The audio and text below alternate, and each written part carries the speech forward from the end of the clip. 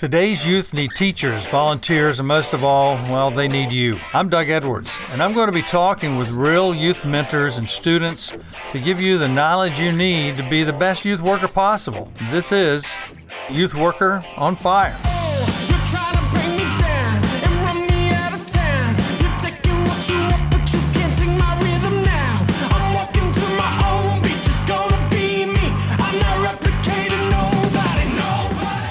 Okay, Youth Worker Nation, we're here on Youth Worker on Fire with the entire baseball team. In fact, you guys play every position. You're the only two on the team, is that right? That's right. And so, exactly. So, give your names, your position, and how you ended up getting here. All right. Hi, I'm Bryson Tuttle. I am originally a second baseman. I used to play third base, and I got to Lake Sumter State College because Lake Sumter State College was my last showcase. And I told myself I'm not going to play baseball anymore if I don't get picked up at this last showcase. Dad dragged me out of bed and went to this showcase, and before you know it, Coach was offering me a spot on the team. Hi, I'm Prather. I'm a shortstop or second baseman. I'm from Jacksonville, Florida as well. I got here because my senior year of high school, in the fall, we actually played Lake Sumter. And a kid from my high school who was a year older than me was on Lake Sumter. And he told me that if I hit good, the coach is going to offer me. And I remember thinking, like, dude, what the heck? Like, nah, I'm going to be super nervous. I'm not going to hit good. And Lake Sumter, they threw their best pitcher, and I was so nervous. And the first pitch, I hit a double. So I got to second base. My coach, my high school coach, just looked at me and started clapping. I was like, all right, well, I guess this is the spot. So this is where I came. So that's really cool. Hey, well, tell me now, get me up to date where your family, your life is. Just, we know you're here, but, tell me about your family and the schools that you came from, a little bit of middle school, high school maybe, but just those key points in your life that were just kind of those things in your life you love, okay? Okay. Live in Jacksonville, Florida. I went to Green Cove Junior High School. I think that's when I really fell in love with the game of baseball, because that was when I actually had to, I wouldn't say try to make a team, but you didn't know if you were going to be on the team or not, because Little League, everyone gets on the team. So junior high was fun. You get to try out. You get your own locker room, and all that was really cool. And that's when I really started to fall in love with the game of baseball. And then I went up to Fleming Island High School. My brother, I have a 23-year-old brother, and he went through high school before me, obviously. He was a star shortstop, went to St. John's River College. I feel like I had to live up to him, so that even boosted up my baseball game even more. And then after high school got me here, I have two wonderful parents. My mom works at the front offices for Hallmark, the card store in Jacksonville. Yes, sir. And then my dad works for the Naval Base, the Navy Exchange in Jacksonville as well, NAS Jax, and he's actually getting ready to retire this year. So he'll be able to come visit me a lot more. We'll get a lot more time together, and it's going to be awesome. All right, so I started playing baseball when I was 3. That was when I got to play on my first team. I had a cousin who was older than me by about 6 years, and he was more like my brother. He lived with my grandmother, and so when he would play, I remember just the first memories I have were at a baseball field watching him play. So when I finally got to play, I was obsessed with it. You couldn't get me off the field. And a lot like Bryson, when I got to middle school, you got to try out for a team. And once you make the team, you're walking through the hallways wearing your middle school baseball shirt, and you think you're a cool kid on campus. So I remember that being a really cool experience. I went to Providence, which is in Jacksonville. I actually went to Providence in 8th grade. And when I got there, I didn't know how good of a baseball school they were. I just knew, okay, they had a baseball team I wanted to play. When I got there, my 8th grade year, that year they ended up winning the state championship in the baseball. So I was like, okay, maybe we can do it again. And my sophomore year, I got to be lucky enough to be on a state championship winning team. My mom and my dad are divorced. My mom is a police officer in St. Johns County. They got divorced when I was 2 or 3, so that wasn't very tough for me growing up just because I never knew them being married. I think it would have been a lot tougher if I was older and they got divorced, because I would have remembered them having a relationship. So I think them getting divorced when I was really young actually helped me, because when I'm young, it's like, oh, sweet, 2 Christmases. So that's what a kid thinks about. So my dad sells stuff to the government, like furniture, like office stuff, to government buildings. And my stepmom actually manages a Mimi's Cafe in Jacksonville. I have 2 younger sisters. My sister Sophia is 7. My sister Jesslyn actually was born the day after my 13th birthday. That's pretty cool. And then I have a brother who was just born in June, so he's only a few months old. Yeah, so it's pretty cool having younger siblings. What if there was no sports, no baseball? Who would you be? Good. That's a tough question because I've been around baseball my whole life. I was blessed enough for my parents to support me through like whatever I do. Honestly, I haven't really worked a real job before. I mean, I've mowed lawns, I've raked leaves, I've walked dogs, I've dog sat, babysat, but I've never actually gotten a job. I've been lucky enough for them to supply for me for everything that I do. So if I didn't play sports, I would have a lot of free time, that's for sure. I don't know. I'd probably be a waiter because I really love working with people. That's probably where I'd be at. So I get to meet new people every day, meet new friends. I want to push your imagination limit. You can't fail. And it doesn't matter how big, how wide you go. What's your biggest dream that would be beyond sports? Or if that didn't exist? Because someday it won't. Maybe you're going to be 80. If there's no failure, is waiting really what you would do, or is there something bigger? Oh, there's definitely got to be something bigger. I mean, it's hard to think because there's so many things you could do if you can't fail. It's just unreal. I mean, I guess that's really just part of life is failure, including baseball. You can't really win all the time. Well, my senior year, I got lucky enough to get on the homecoming court. The seniors who were on the homecoming court had to give a speech in front of the whole school. I remember sitting, and we had a big chapel, and the entire school was there. I mean, lower school, middle school, upper school. I remember everyone sitting next to me, and they're all super nervous and like freaking out. And I was so excited. Like, I loved it. Like, I was so happy to be able to talk in front of everyone and share my story. And I think that would probably be it. That was when I really got an itch to speak in front of people, and I really loved it. Even though I didn't have any experience in it, I seemed to be really comfortable, and I seemed to be really good at it. So I think that if baseball wasn't around, it'd be something where I'm talking in front of a lot of people, whether it's motivational speaking or even a pastor. Like, I don't know necessarily, but like my major is communications or public speaking. If I didn't have sports or baseball or anything, definitely something where I'm talking in front of a lot of people. Like, I love that. Loving what you do is important. Waiting tables makes you happy.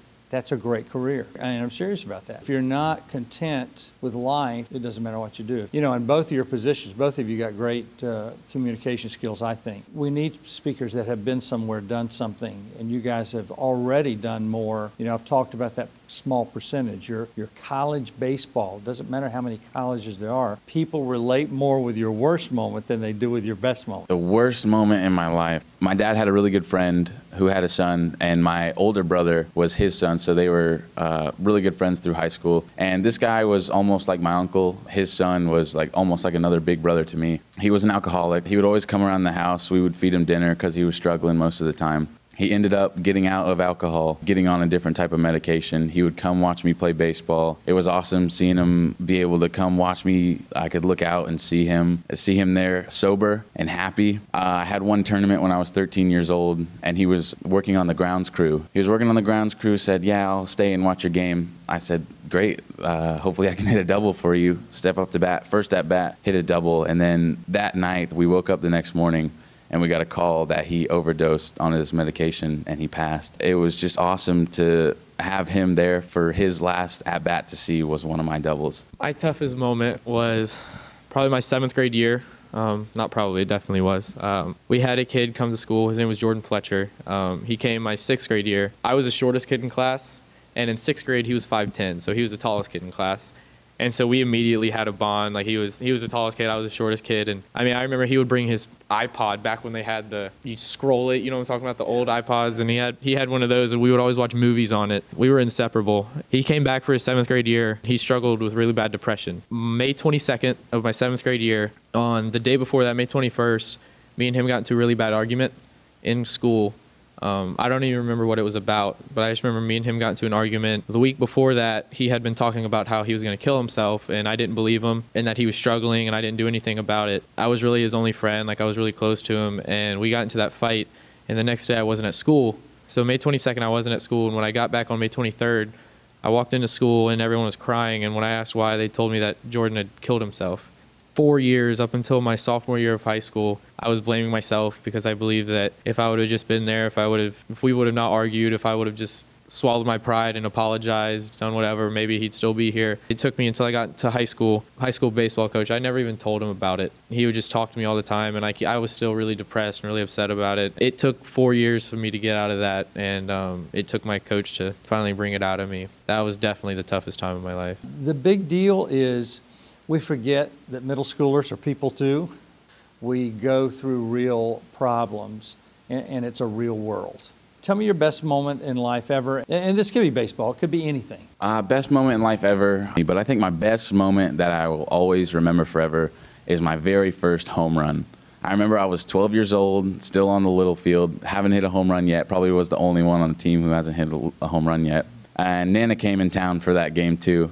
She would say every game, hey, good luck, I hope you hit a home run today. And I said, all right, thanks, Nana. Yeah, like that's going to happen. I remember the count. It was 3-1. Coach always says that's a hitter's count, but I was 12 years old. I didn't even know what that was. That ball looked like a beach ball coming in, and I hit it. I started sprinting so fast around first base, looked up, and I saw the umpire doing the round him. I was like looking around like, that was me who hit it? And then I touched second base and looked up, and I saw Nana in the stands just absolutely going crazy. It was something I'll remember forever. Best moment of my life, this moment that I'm in right now.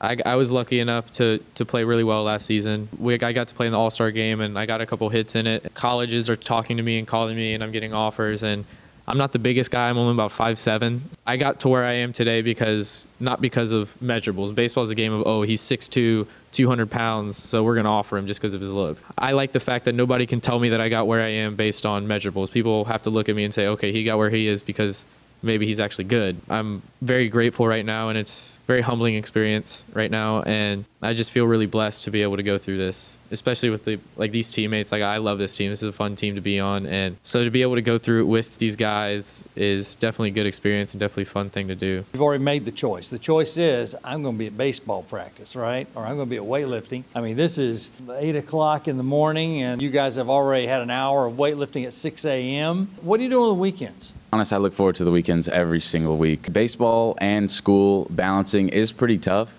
It's a lot of work. I wish a lot of people could experience it. Not everyone can. Not only is there homework, that's the homework you have to do after baseball practice. That's homework you have to do after you hit in the cage, after practice, if you want to keep playing the game. So the weekends, if I get all my homework done, I really love to go out on Silver Lake right behind our baseball field and fish. I love to just put my feet in the water, hang out. Fish or no fish, I just don't mind. It's awesome. And then after I fish, come home and just lay in bed. Just to lay in bed and think about the next week coming up, thinking about what I'm going to do. You really don't get any free time, but if you can fit that free time in, it's awesome. Yeah, I'm a lot like Bryson on the other than the fishing. I hate fishing. I'm way too impatient. On the weekends, though, I'm definitely when Sunday ends, I'm looking forward to Friday. I don't have class on Wednesday. I mean, I've been here for 12 years, so this is my third year. So I'm only taking 4 classes right now, and I don't have class on Wednesday, so I don't have too tough a schedule, and it's still tough. I mean, people say student athletes, they get their college paid for. It's nope, we pay for it. It's just you don't see it. So that's definitely a big thing. But on the weekends, I'm a big Netflix guy. I love The Office. So I sit and watch that all day. I love the beach. I live in Jacksonville, and I live a mile and a half from the beach. So when I'm home, I'm at the beach as much as possible. And I definitely love working out. I'm obsessed with it. So if I'm not doing that, I'm at the gym, and it's definitely fun. So on the weekends, I'm definitely doing something if it's not sleeping. Well, rest and sleep are important. Those weekends are important because everybody's got to have R&R. Tell me about FCA. I got involved in FCA in junior high, actually. My coach said, hey guys, we'll have a Fellowship of Christian Athletes meeting before school on Fridays. I wasn't too sure about it. I mean, my parents took me to church and everything. That was awesome. I kind of got to understand what the whole Jesus Christ was and how he's able to help your life in such a big way. And then Fellowship of Christian Athletes brought me in with other athletes like the football team. And as a baseball team, we didn't like the football team that much.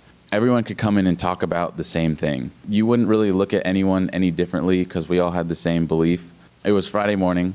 People could just sit there, say what was on their mind. No one would judge you, and you could get things off your chest in FCA, and that's what you can do in college too. Coach always says, is there anything you want me to pray for? And people will say stuff that you wouldn't expect them to say anywhere else. And when they say it in FCA, you really think to yourself, wow, my life is awesome. I hope your life gets better. I will pray for you, and we just get stronger together. I got introduced to FCA my sophomore year of high school. That was one of the things that helped me out with getting over Jordan, and that was definitely a big thing for me. I grew up in church. I went to a Baptist church, and my high school was non-denominational. If you believe in Jesus, it doesn't matter if you're Catholic, Baptist, Presbyterian. It doesn't matter. If you believe Jesus died for you, then that's all that really matters, which I loved about it. I got into FCA when when I was 15. And then here, especially this year, I started falling off. When you get to college, you start to do things that you think the other kids think are cool, and you start to lose yourself and you do what other people want. I started falling off my path when Coach Billings, the first time he said, all right, guys, we're having an FCA meeting. I remember the first time I was like, no, I don't want to go. Like, I don't want to go at all. And I didn't. I remember that whole week, I just felt like a tug. Like, what are you doing? Like, why are you doing this? Like, this isn't you. And the next week I went, and it was just super refreshed. I felt so much. It even showed like in my game, like just once I started falling off, like beginning of the fall, I played terrible. I played so bad. And as soon as I started just saying, all right, God, do what you want. You want me to go? I'll go. I'll do what you want me to do. And I'm starting to play really well again. And it's just rewarding. It's not all about that. I see it in other aspects of my life as well, with my family, even with my school. When you put God first, especially in FCA, when you, like Bryson said, when everyone comes together for one thing, when you put God first in everything, and you don't say, okay, if I put God first, maybe he'll reward me with this. No, you say, okay, I'll put God first, whatever happens, happens, and he will reward you with the stuff that you want. So I think it's a really good experience, and I love FCA, and I love going every week. And normally I'd be like, sweet, don't have to go. And I was like, no, like, I want to go. Like, I want to do it. I love it. So I think it's a very good experience, and I'll continue to do it. As a result of just being with you guys on Friday, getting to speak to you, that's an honor for me. That's a big deal. Tell me what Chapel does for you. I mean, number one, this is crazy. It's a state college. Tell me how it helped I'm looking for other chaplains. They might not know that it's even making a difference. Tell me how it's making a difference. I mean, it's been really cool having you be able to come and talk on Fridays before a Friday practice, because everyone's happy it's a Friday, and then you come and it gets us even more engaged. You talk a lot about like the mountain climbing and the people climbing mountains, and I've never climbed a mountain. I think that your life really is climbing a mountain the whole entire way, because no matter what happens, there's going to be a bump in the road. As long as you keep on climbing, you'll keep getting higher and higher, and that's what it does to me, especially dealing with God. I know that he's there for me, and if I'm there for him, he will reward me. It's awesome hearing you talk about that, because it keeps pounding on, don't get away from yourself, stay within yourself, stay humble, and keep climbing, because life's not over and it never will be. When you talk about the mountains, like there's never a time when you're going straight. There's never a time when everything's going perfect all the time, nothing's going bad at all. You're always either going uphill, or sometimes you're coasting because something's going really well, so you're going downhill, and that's just a downhill in a good way, not downhill in a bad way. Like downhill is in you're just coasting, it's something good, but as soon as you get to that bottom, you'll come right back up, and you're always going through something. And also you always say we're always winners. Like even the people who aren't necessarily religious, you can relate to, because you talk about you guys are, or we are, the minority when it comes to college. We're getting the opportunity to go to college to play the game that we love. You really show us that, oh, maybe he's right. Like maybe we need to just enjoy the ride. Like maybe some people that, okay, we might not have had a good year. Like if you're not playing well, it's like, oh, like this sucks. Like I hate it. But in reality, your worst year, if you hit 100, or if you have a 10.5 ERA, you're still playing college baseball. You're still blessed to be able to do what you love. If you enjoy it and you love it and you just have fun with it, the good stats will come. The excitement for the game will come. You'll feel like you're playing Little League baseball again. So it's definitely a good, refreshing, just like every Friday, like especially it's the end of the week. We've gone through the whole week. It's like, oh, there's no more games. Like, oh, this is kind of boring. I don't want to practice. And then it's, all right, guys, wear your shorts and T-shirts to practice. Doug's going to talk, and you just really get us to, all right, baseball's fun again. Like we love it. So it's definitely a good thing to have. That's great. And thanks. I appreciate you telling me that, because I need to hear that feedback too. And I never ask, but this is a great opportunity here. So thanks. And that'll help some other people. What's that one thing you would tell professors, teachers, if you could, that if you could have ever told them to change something, what would that one thing be that would really engage and ignite you? Professors, it's a little tougher, because they have so many students come through their class and auditorium or whatever. For college professors, I would say try to get engaged with your students as much as possible and make the class a little more fun. Instead of strictly turn in this assignment, you could do like extra credit projects, because I've learned the most from extra credit projects, because it's something that I wanted to do to earn the extra grade. And then also you get extra points for doing it, but you're still learning at the same time. So that's awesome. It's tough for college, because I know there's not a lot of extra credit opportunities there. High school, I would say it's a lot easier. Get engaged with your students. I remember my anatomy teacher in high school. His name was Mr. Sauer. Me and him became best friends. Instead of going to the lunchroom, I would go to his class and eat. That was the class that I excelled in. And I thought I was going to do awful at anatomy, remembering all the bones and everything. But he made it fun. a lot of his class was get up, move around, go to this station, figure out what you're learning about, and that was just awesome. So high school teachers really get engaged and build a relationship with your students because it's a lot easier. But college, it's a little tougher, but just try to get a little more engaged with your students. Be outgoing with your students. Know who your students are. I have a humanities class. It's boring. I'm doing really well in it. It's not that it's tough. It's just every day going there, it's like, oh my goodness, like I'm about to fall asleep. I mean, in that class you can easily make it fun. So I think that having some aspects of fun in the class might not be a bad thing. It's just like with work. It's just like with anything. Like I have severe ADHD. I mean, and I didn't find out till I was 18. When it comes to that, I'm very bad at sitting still. So when a teacher is just, I'm like, oh my goodness. And then I start thinking about anything other than what I'm supposed to be thinking about. I think that a lot of what he said, just adding stuff to it, just adding presentations, adding extra credit, anything. And in the classroom, don't always lecture. Don't have like, all right, Tuesday's lecture, Thursday we're having a quiz, and then we're reviewing it, and that's every single class period, every single day. Like mix it up. Have different things to do, like maybe one day watch an educational video or change it up a little bit. High school, it's a little bit easier, like what he said. I think that teachers if they love their job. Like you can tell the teachers that love teaching, and then you can tell the teachers that are doing it for a paycheck. And the teachers that are doing it for a paycheck are the teachers that maybe kids don't do as well in. I remember my junior year, I had chemistry with this teacher, Mr. Starkweather. You could tell he loved the job. He loved teaching. And I was terrible at chemistry. I had to go to summer school for it. I was terrible at chemistry. And the only reason I got a D is because he would help me all the time. And in summer school, I remember he was a teacher in summer school, and he was just there with me. Like he wanted me to do well, and that made me want to do well. He backed me up like my dad did, and you could tell that he really loved his job and he really loved doing what he was doing, even though he was a really tough teacher and a lot of people did really bad in his class, but that was because he took it seriously and he wanted people to actually do well in it, and that made us want to do well in it. So I think that's a big thing, is the love for what you do. Okay, Youth Worker Nation, if you're a professor, you're a teacher, I mean, you heard it from the students. Bottom line, that's who you're teaching. Mrs. Tice was my chemistry teacher in high school. I mean, why would I remember that? She was that teacher, I mean, I had some other teachers, Mr. Litwin, everybody wanted to be in that class. Okay, guys, listen, thanks. You've been listening to the Youth Worker on Fire podcast. If you like what you hear, please subscribe and tell your friends. Also, leave a comment and tell us what you think. Stay tuned for more informative episodes.